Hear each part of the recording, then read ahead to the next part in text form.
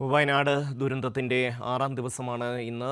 തിരച്ചിൽ ഊർജിതമായി തന്നെ ഇന്നും നടത്തിയിട്ടുണ്ട്. രാവിലെ മുതൽ ഐബോർഡ് പരിശോധന അവിടെ നടക്കുന്നുണ്ട്. അതിൻ്റെ അടിസ്ഥാനത്തിൽ ചില മേഖലകൾ കേന്ദ്രീകരിച്ച് പ്രത്യേകമായ പരിശോധനയും നടക്കുന്നു. ചൂരൽമലയിൽ ഇത്തരത്തിൽ 2 സിഗ്നലുകൾ ലഭിച്ചു എന്നുള്ളതാണ് നേരത്തെ സച്ചിൻ റിപ്പോർട്ട് ചെയ്തത്. അതിൻ്റെ അടിസ്ഥാനത്തിൽ ആ പ്രദേശത്ത് ഇപ്പോൾ JCB ഉപയോഗിച്ച് മണ്ണ് മാറ്റി പരിശോധന നടത്തുകയാണ്. 2 ബോഡി അവിടെ ഉണ്ട്, അല്ലെങ്കിൽ 2 ശരീരഭാഗങ്ങൾ അവിടെ ഉണ്ട് എന്നുള്ളതിൻ്റെ സൂചനയാണ് ലഭിച്ചിരിക്കുന്നത്.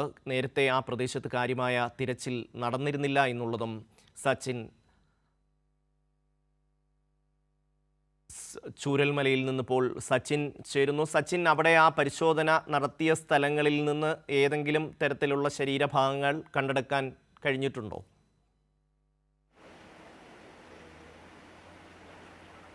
ഷമീസ്, ചൂരൽമലയിലെ ഈ പരിശോധന പുരോഗമിച്ചുകൊണ്ടിരിക്കുകയാണ്. ഇപ്പോൾ ഈ സിഗ്നൽ കിട്ടിയ ഭാഗങ്ങളിൽ നിന്നും ലഭിച്ചത് 2 മെറ്റൽ മെറ്റലുമായി ബന്ധപ്പെട്ട, അതായത് കമ്പികളാണ് ലഭിച്ചിട്ടുള്ളത്. കമ്പിവേലി, ഒരു റോള് ചെയ്ത കമ്പിവേലി, അത് സമീപത്തെ കടകളിൽ നിന്നും ഒലിച്ച് മണ്ണിനടിയിൽ പെട്ടതാവാം. അതുപോലെ തന്നെ ഒരു കോൺക്രീറ്റ് സ്ലാബിൻ്റെ ഒരു വലിയൊരു ഭാഗവുമാണ് ഇപ്പോൾ നിലവിൽ ആ പരിശോധനയിൽ ലഭിച്ചിരിക്കുന്നത്. ഇതാകാം ഇപ്പോൾ ലഭിച്ച സിഗ്നൽ എന്നൊരു പ്രാഥമിക നിഗമനത്തിലാണ് ഉദ്യോഗസ്ഥർ. അതിനാൽ ഈ ഭാഗത്തുള്ള മണ്ണ് തൽക്കാലത്തേക്ക് മാറ്റിയുള്ള പരിശോധന ഇപ്പോൾ അവസാനിപ്പിച്ചിരിക്കുകയാണ്. ഈ മാറ്റിയ മണ്ണുകൾ ഈ ഭാഗത്ത് തന്നെ വീണ്ടും ഇട്ട് കൊണ്ട് ഈ ഭാഗം ഗതാഗത യോഗ്യമാക്കാനുള്ള പ്രവർത്തനമാണ് ഇപ്പോൾ നടന്നുകൊണ്ടിരിക്കുന്നത്. 2 ഹിറ്റാച്ചികൾ ഉപയോഗിച്ചായിരുന്നു ഈ ഭാഗങ്ങളിൽ പരിശോധന നടത്തിയത്.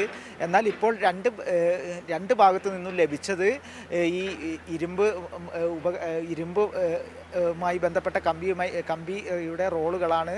അതുപോലെ തന്നെ മറ്റൊന്ന് ഈ കോൺക്രീറ്റിൻ്റെ വലിയൊരു ഭാഗം കൂടിയാണ്. ഇത് ഈ സമീപത്തെ കെട്ടിടത്തിൻ്റെ അവശിഷ്ടമാകാം എന്ന ഒരു പ്രാഥമിക നിഗമനത്തിലാണ് ഈ തെരച്ചിലിന് നേതൃത്വം കൊടുക്കുന്നവർ. അതുപോലെ തന്നെ ഈ ഭാഗങ്ങളിൽ കഴിഞ്ഞ ദിവസങ്ങളിലൊന്നും പരിശോധന നടത്താൻ വേണ്ടി സാധിച്ചിരുന്നില്ല. കാരണം ചൂരൽമലയിൽ നിന്നും മുണ്ടക്കൈയിലേക്ക് പോകുന്ന ഏക ഗതാഗത മാർഗമായിരുന്നു ഇത്. അതിനുശേഷമാണ് ബെയിലി പാലം നിർമ്മിച്ചതോടുകൂടെ വലിയ രീതിയിൽ വാഹനങ്ങൾ അടക്കം മുണ്ടക്കയം ഭാഗങ്ങളിലേക്ക് പോയിരുന്നത്.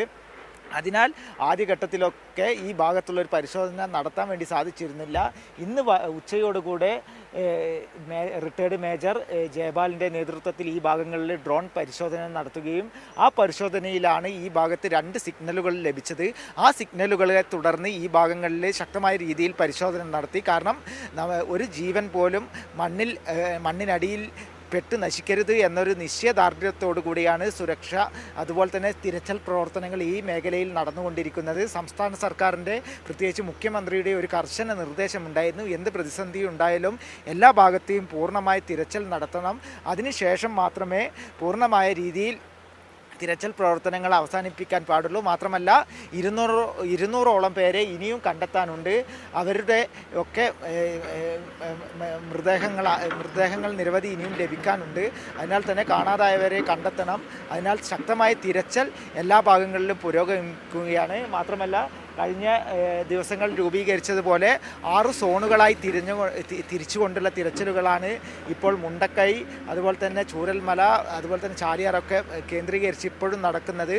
അതിൽ കഴിഞ്ഞ ദിവസമാണ് ഇതൊരു മൈക്രോ സോണുകളാക്കി തിരിച്ചുകൊണ്ട് 4ഉം 5ഉം അംഗങ്ങളുള്ള സംഘങ്ങളൊക്കെ ആയിട്ടുള്ള സംഘങ്ങൾ എല്ലാ ഭാഗത്തും ഈ ഉരുൾപൊട്ടലുണ്ടായി ദുരന്ത ഭൂമിയിലെ എല്ലാ ഭാഗങ്ങളിലും ശക്തമായ രീതിയിൽ പരിശോധന നടക്കുന്നത്. ചില ഭാഗങ്ങളിലൊക്കെ വലിയ രീതിയിൽ ചളിയുണ്ടെങ്കിലും ആ ചളിയൊക്കെ ഈ ഭാഗങ്ങളിലേക്ക് വെള്ളം ഒഴുക്കി വിട്ടുകൊണ്ടുള്ള പരിശോധനകളും നടത്തിയിരുന്നു. അതിനുശേഷമാണ് ഇപ്പോൾ സഞ്ചാര മേഖല, അതായത് താൽക്കാലികമായി നിർമ്മിച്ച സഞ്ചാര മേഖലയോട് കേന്ദ്രീകരിച്ച ഭാഗത്തൊക്കെ തിരച്ചിൽ നടത്തിക്കൊണ്ടിരിക്കുന്നത്. ഏകദേശം മുഴുവൻ ഭാഗങ്ങളിലും തിരച്ചിൽ ഇപ്പോഴും പുരോഗമിച്ചു കൊണ്ടിരിക്കുന്നുണ്ട്.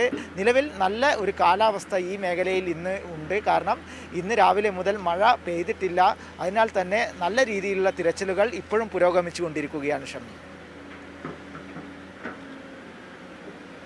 ഈ ഇരുമ്പ് കഷണങ്ങളിൽ നിന്നാണ് ഈ സിഗ്നൽ വന്നത് എന്നൊരു തീർപ്പിലേക്ക് ബന്ധപ്പെട്ട ഈ ഐബോർഡുമായി ബന്ധപ്പെട്ട ആൾക്കാർ എത്തിയിട്ടുണ്ടോ സച്ചിൻ?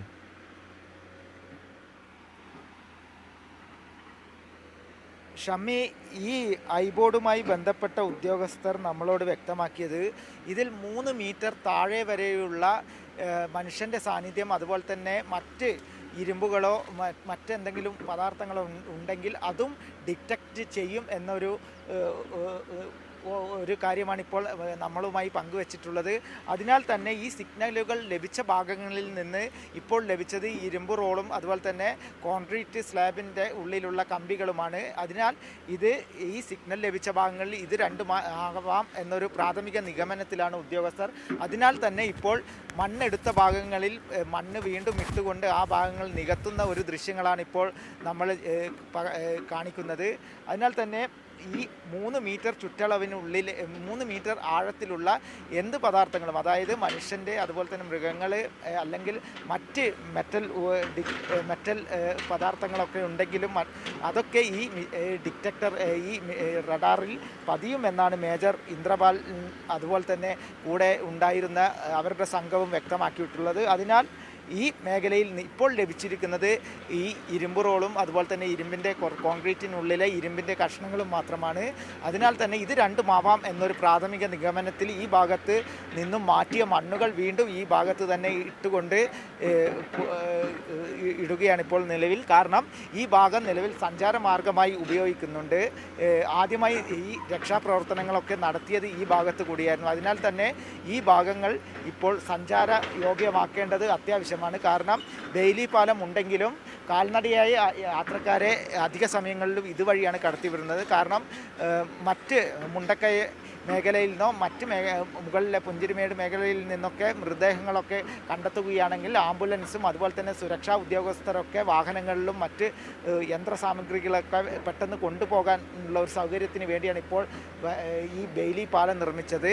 കാൽനട യാത്രക്കാരെ നിലവിൽ ശക്തമായ നീരൊഴുക്കൊന്നും പുഴയിൽ ഇല്ലെങ്കിൽ ഈ നടപ്പാലത്തിൽ കൂടെ തന്നെയാണ് കൊണ്ടുപോകുന്നത്. അതിനാൽ ഈ ഭാഗങ്ങൾ സഞ്ചാര യോഗ്യമാക്കേണ്ടതുണ്ട്. അതിനാൽ തന്നെ എടുത്ത മണ്ണുകൾ വീണ്ടും അവിടെ തന്നെ കുഴികളിൽ ഇട്ടുകൊണ്ടുള്ള ഒരു പ്രവർത്തനമാണ് ഇപ്പോൾ പുരോഗമിച്ചു കൊണ്ടിരിക്കുന്നത്. ഇവിടെ നിന്നും ലഭിച്ച 2 സിഗ്നലുകളിലും 2 ഇരുമ്പ് കഷ്ണങ്ങളാണ് എന്നതാണ് ഇപ്പോൾ കണ്ടെത്തിയിരിക്കുന്നത്. ശരി, സച്ചിനാണ് വിശദാംശങ്ങൾ നൽകിയത്.